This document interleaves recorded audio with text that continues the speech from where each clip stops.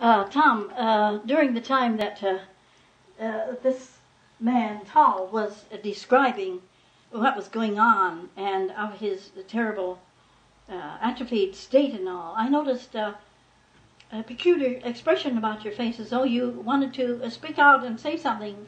What was it that you sensed or saw? I saw Tal. He was sitting on a large chair, and bending over him was a machine, and it had like arms on it, and it was radiating a beam to him, and this beam was oscillating on his topmost part of his body, and he was projecting through this machine out into the cosmos, and for help.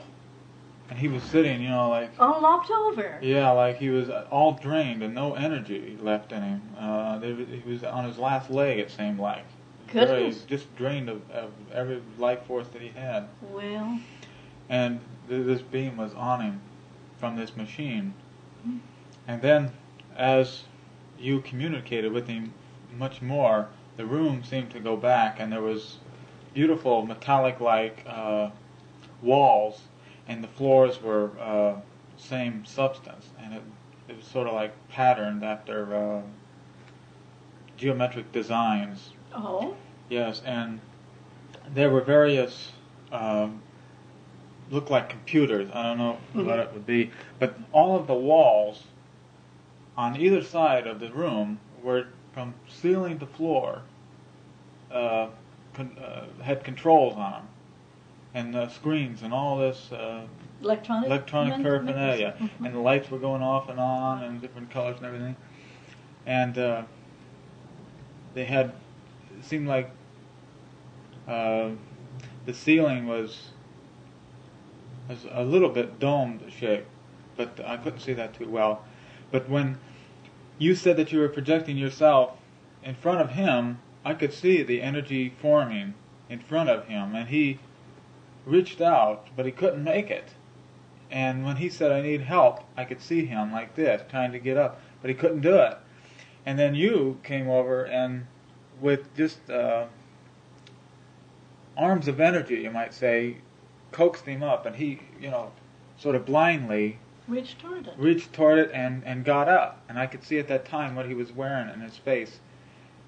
And it was all white, just a white sheet, like. And he had on a very dark blue, like it was a spacesuit, a one-piece spacesuit. Oh. And he walked over to these panels, very like a drunken person would do. Oh. And he started turning these dials, and then that was off. And then the machine went off. The ray beam on the machine went off. And there was various other lights that went off.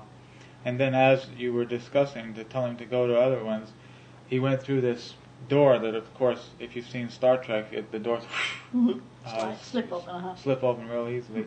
And then I saw a long corridor, and at the end of this corridor was a gigantic chamber. And as he stepped up into the chamber, which was on a raised level, the doors switched open again, and I could see these two very lush chairs. And he sat down on one, and then you were next to him. And the next thing I remember is he was coming out of another chamber, what I saw. And in this, there was another room that was real plush. And there were these individuals just laying around, and they weren't, there was just no life in them. And they just seemed to be almost dead. And they were of the same structures. And so he went over and turned some dials, and the people started getting up real slowly, and they like drowsy, and they sat next to sat up and sat next to this couch or whatever they were sitting on. And then they seemed to know, or he must have been mental telepathy telling them, because there was no voices.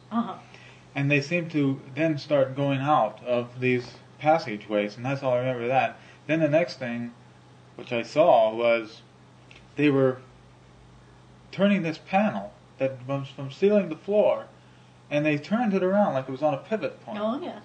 And they saw, or I saw, a long corridor that had gigantic tubes, and tremendous lights were blinking on and off, and it was really a mechanized world there. I mean, just everything was, well, ultra mechanized.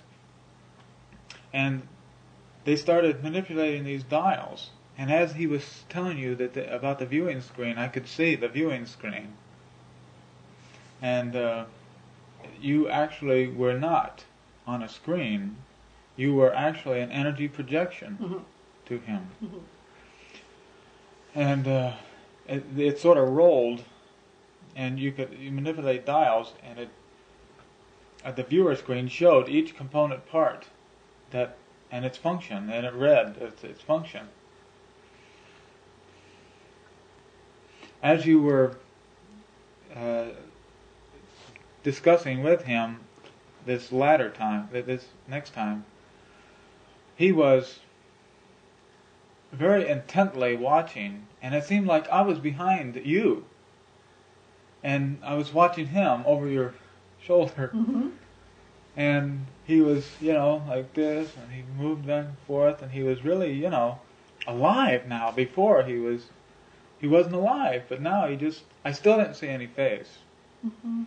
But the movements were not jerky anymore. It was smooth, and he had expression in his movements, and his intelligence radiated to me very much better and stronger than when we first was there. Well, it's very. I'm glad you had those. Was able to see so well. Had those lovely sights, and this was simply a good and thorough psychic attunement. And what you saw, you were really seeing truly. And this can be, of course, always an added help. I do think that the visual aspects that you and Vaughn see and relate is truly a great help.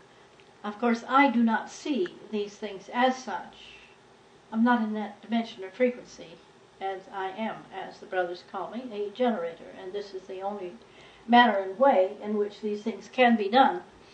And I am not on that particular plane of the visual aspect. And it is not necessary for me to see, for I have an inner knowing that, shall we say, supersedes what the visual eye could see. So this is indeed quite a success story, is it not? My heart is filled and overwhelmed for these dear, dear souls who have been locked in nothingness for these many years, and as he said, over 500 years. It just makes your heart ache to think of what some scientific achievement can actually be such a deterrent. Doubtless, this blockage and lack of activity and function and their creativity all stopped for so long will serve to be a great psychic shock and a block in their distant evolutions. However, we shall do all we can to help them, and with this understanding and knowledge, they can very possibly work it out here in the earth plane, rather than to relive it in some future time in a psychic way. Well, thanks, Tom. That's a good addition. Thank you.